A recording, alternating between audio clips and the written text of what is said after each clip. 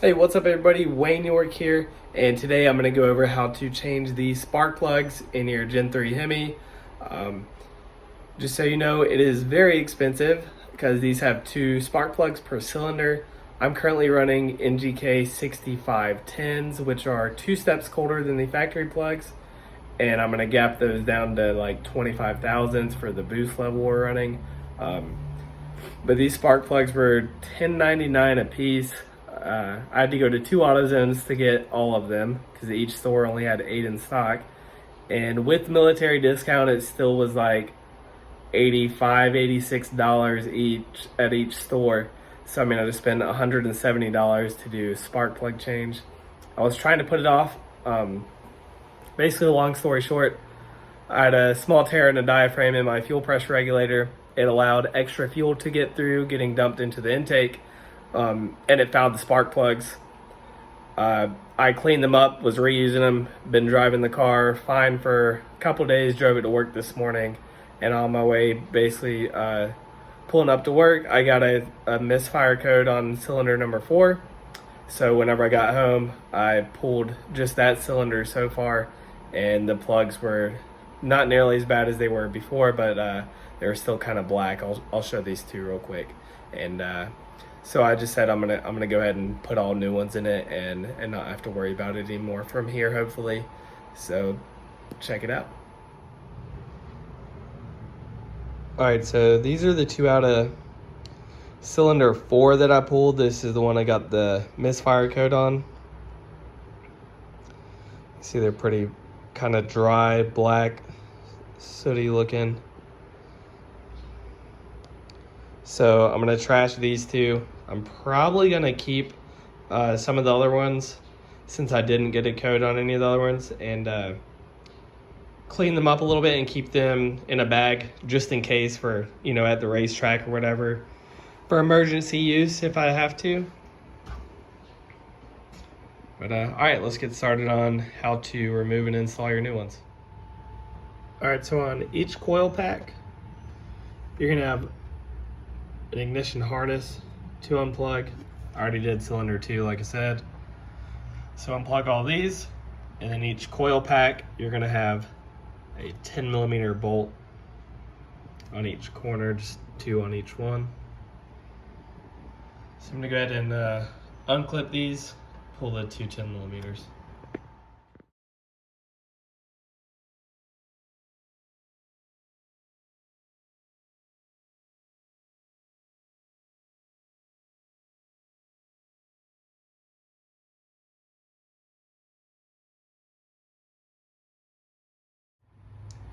All right, so I got the rest of the plugs out, and they all look just as bad as the cylinder that I got the misfire code on.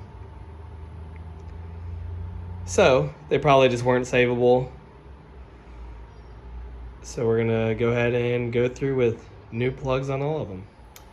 All right guys, so here is one of the new spark plugs. So you need to check the gap on these and set the gap for whatever your application is. I have not touched anything yet. So basically you have 2 options of checking the gap. You can pick up a gauge like this from AutoZone, Advance, whatever local auto parts store you have. Basically, it will start really thin here and have a reading right there above. I know it's kind of hard to see on this video.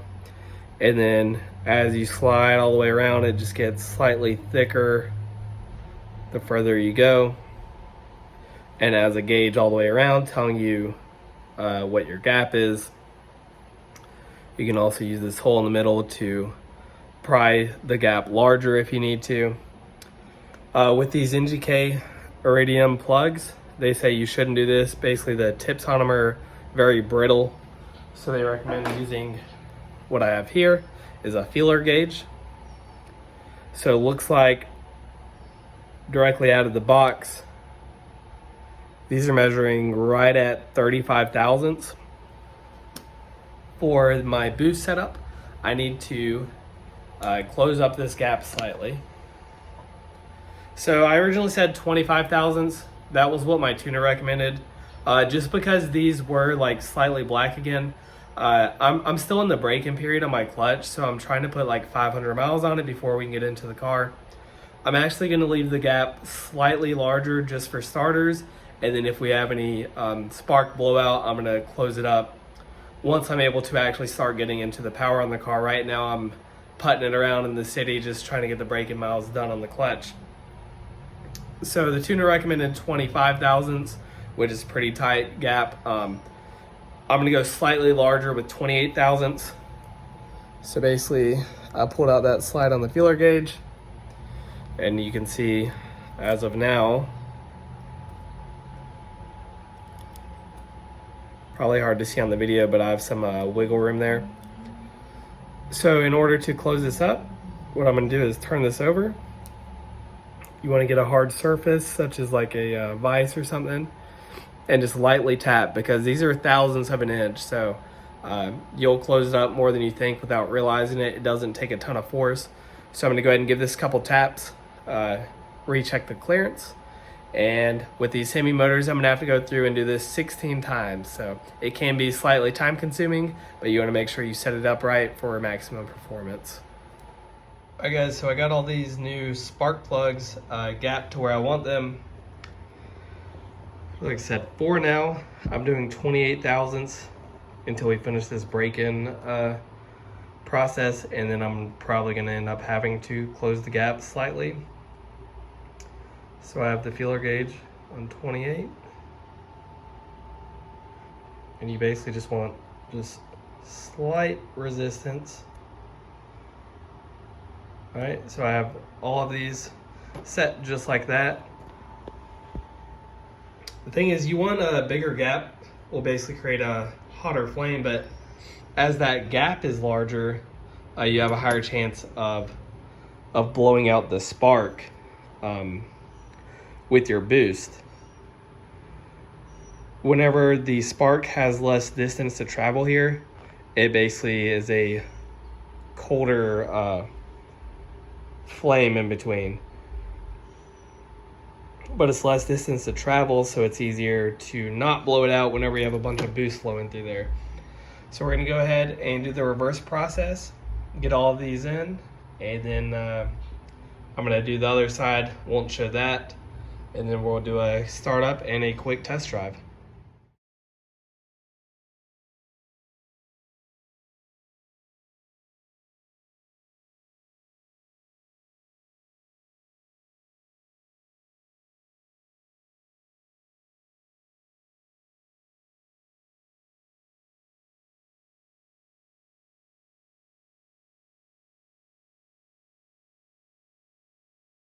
Alright guys, there we go. So passenger side plugs are fully installed. One thing I will say is whenever I'm installing these spark plugs, I use the tool with my hand to bottom them out, and then I just put a slight turn onto the plugs with the ratchet.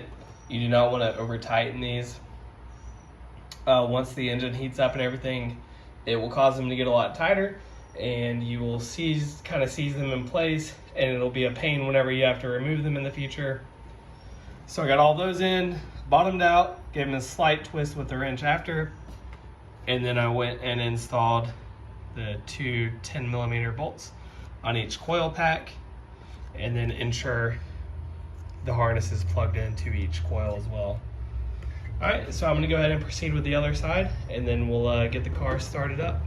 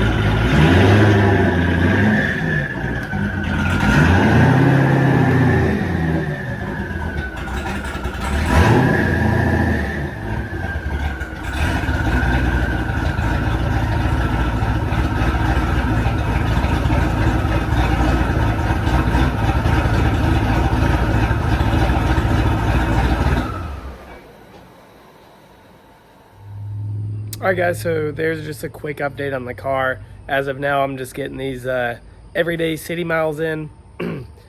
Demon told me they're backed up for 4 to 5 weeks before they can get me in on their dyno, so it won't be a while before I can do any power results on 93 or E85. And depending on how long it is, I might only be on E85 at that point. Other than that, I will be able to start doing wide open throttle pulls once I get this clutch fully broken in. So I'm just daily driving it until I hit that 500 mile mark and make sure the clutch is good and good to go and able to put some power down. So one of these next videos here, I'll be able to start actually doing some pulls. So stay tuned. Both Instagram and YouTube are B5Beast422, and thanks for watching.